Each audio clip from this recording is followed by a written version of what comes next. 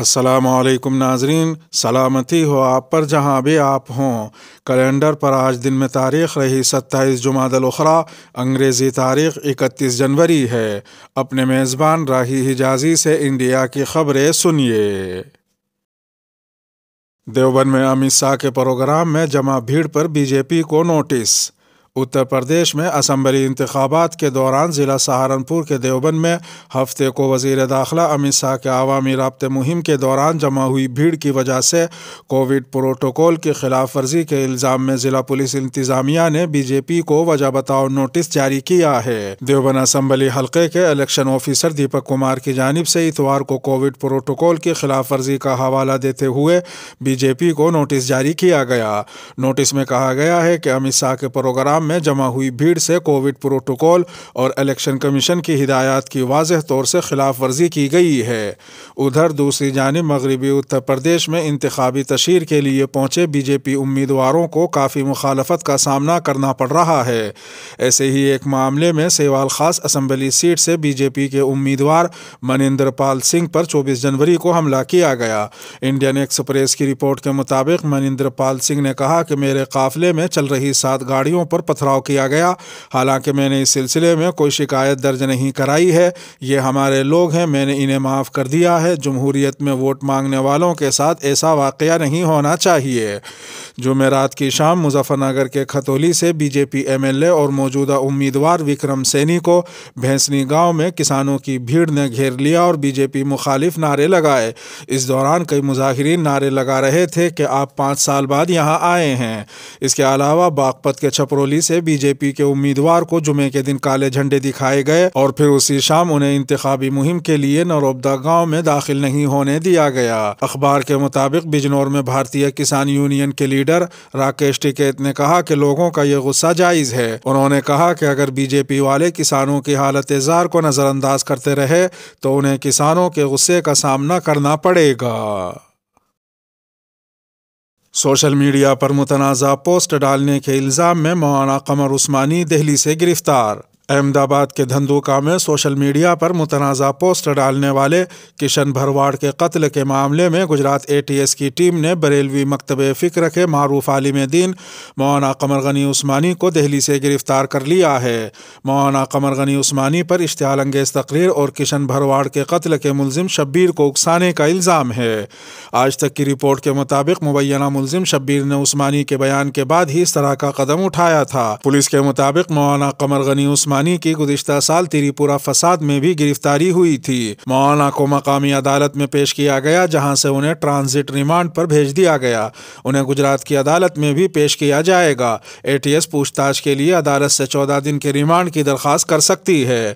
واضح رہے کہ کشن بھرواڑ کا قتل 25 جنوری کو ہوا تھا اور اس معاملے میں اب تک 6 لوگوں کو گرفتار کیا جا چکا ہے۔ کشن بھرواڑ نے سوشل میڈیا کی معروف ویب سائٹ فیس بک پر مسلمانوں کے تعلق سے نازیبا تبصرہ کیا تھا جس کے بعد وہ نشانے پر تھا۔ 29 جنوری کو گجرات حکومت نے ریاستی اے ٹی ایس کو اس معاملے کی تحقیقات سونپی تھی۔ اے ٹی ایس نے 24 گھنٹے ہی میں مولانا قمر غنی عثمانی کو دہلی سے گرفتار کر لیا۔ مولانا قمر غنی عثمانی تحفظ ناموس رسالت کی خاطر عرصہ دراز سے سرخیوں میں تھے اور تفتیشی سرکاری ادارے ان پر گہری نظر جمائے ہوئے تھے۔ سڑک حادثے میں مجھے مارنے کی سازش ہو رہی ہے۔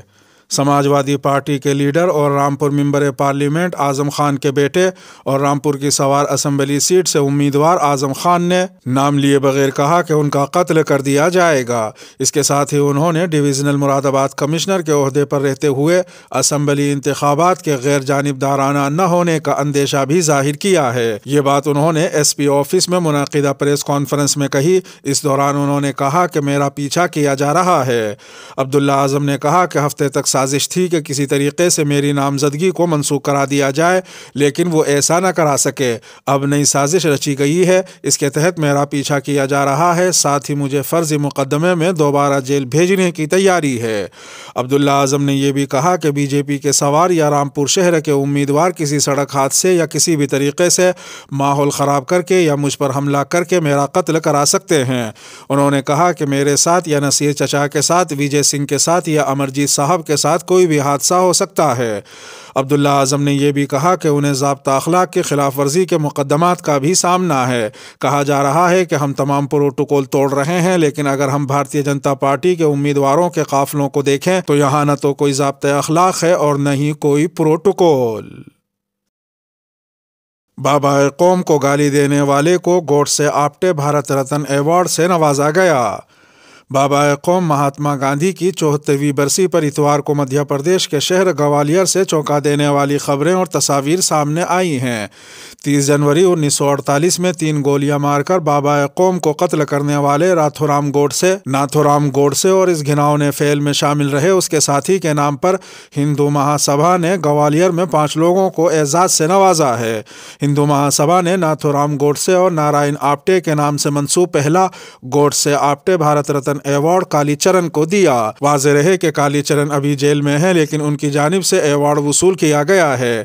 ساتھ ہی 4 نوجوانوں کو بھی گوڈسے آپٹے بھارت رتن ایوارڈ دینے کا اعلان کیا گیا جو گوڈسے کا مندر بنانے کے جرم میں جیل جا چکے ہیں۔ ہندو مہا سبھا کے قومی نائب صدر جے بھاردواج نے اس موقع پر کہا کہ نہ تو کانگریس اور نہ ہی بی جے پی ان لوگوں کے لیے کچھ کر رہی ہے جنہوں نے ملک کے لیے اپنی جانیں قربان کی، اس لیے ہندو مہا سبھا کو یہ ذمہ داری اٹھانی پڑی ہے۔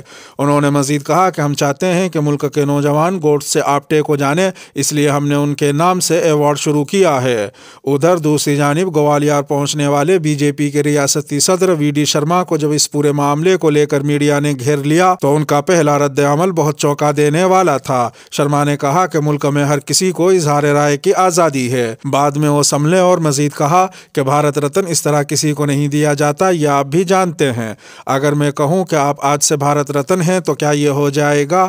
شرما نے مزید کہا کہ گاندھی نام کا استعمال کرنے والوں نے کچھ نہیں کیا ہے، لیکن بی جے پی اور وزیر اعظم نریندر مودی نے گاندھی جی کے خیالات کا صحیح استعمال کیا ہے۔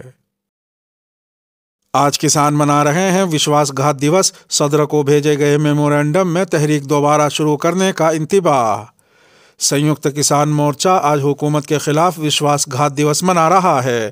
ایس کے ایم کے مطابق کسان تحریک کی معطلی کے موقع پر حکومت کے ساتھ طے پانے والے معاہدے ابھی تک پورے نہیں ہو پائے ہیں، جس کے خلاف وشواس گھات دیوس منایا جا رہا ہے۔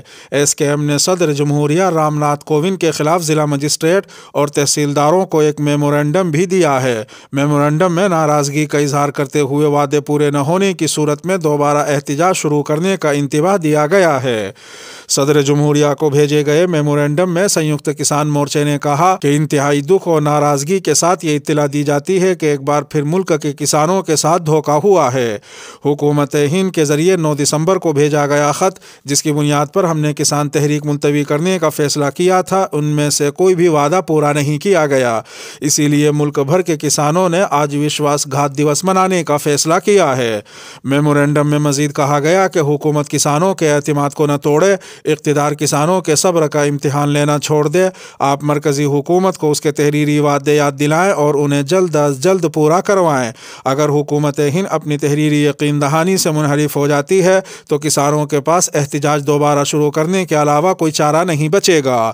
واضح ہو کہ دہلی کی سرحدوں پر سنیکت کسان مورچے کے بینر تلے ملک کے کسانوں نے مرکزی حکومت کے خلاف زرعی قانون کی منسوخی اور دیگر کسان مخالف پالیسیوں کے خلاف ایک طویل تحریک شروع کی تھی۔ حج 2022 درخواست فارم بھرنے کی تاریخ میں 15 فروری تک کی توسیع۔ مرکزی حج کمیٹی نے حج درخواست فارم بھرنے کی تاریخ میں 15 روز کی توسیع کر دی ہے۔ مرکزی حج کمیٹی کے چیف ایگزیکٹو آفیسر یعقوب شیخا نے بتایا کہ 31 جنوری حج درخواست فارم بھرنے کی آخری تاریخ تھی، لیکن عازمین حج کو مزید سہولیات فراہم کرنے کے لیے درخواست فارم بھرنے کی آخری تاریخ میں 15 روز کی توسیع کی گئی ہے۔ اب عازمین حج 15 فروری تک درخواست فارم بھر سکتے ہیں۔ ادھر ایک دوسری خبر میں دہلی کی ایک عدالت نے بولی بائی ایپ کے کریٹر نیرج بشنوئی کی ضمانت خارج کر دی ہے۔ ایڈیشنل سیشن جج دھرمیندر سنگھ رانا نے سماعت کے دوران کہا کہ ملزم نے ایک مخصوص کمیونٹی کی خواتین کی عوامی پلیٹ فارم پر توہین کرنے کے لیے یہ کام کیا ہے، جس سے فرقہ وارانہ ہم آہنگی خراب ہوتی ہے، اس لیے وہ ضمانت کا حقدار نہیں ہے۔ عدالت نے کہا کہ ملزم نے مخصوص کمیونٹی کی خواتین کے خلاف بدنامی کی تحریک چلائی، جس میں اشتعال انگیز اور توہین آمیز مواد موجود تھا۔ اس کے ساتھ ہی انڈیا کی خبروں کا اختتام ہوا۔ ویڈیو کو آخر تک ملاحظہ فرمانے پر شکریہ، اور اگر عالمی خبروں والی ویڈیو آپ کی نظر سے نہ گزری ہو تو وہ ویڈیو آپ کی اسکرین پر نمودار ہو رہی ہوگی۔ تھم نیل پر ٹچ کر آج کی عالمی خبریں بھی سن سکتے ہیں۔ اپنے میزبان راہی حجازی کو اب دیجیے اجازت۔ سلامتی ہو آپ پر جہاں بھی آپ ہوں۔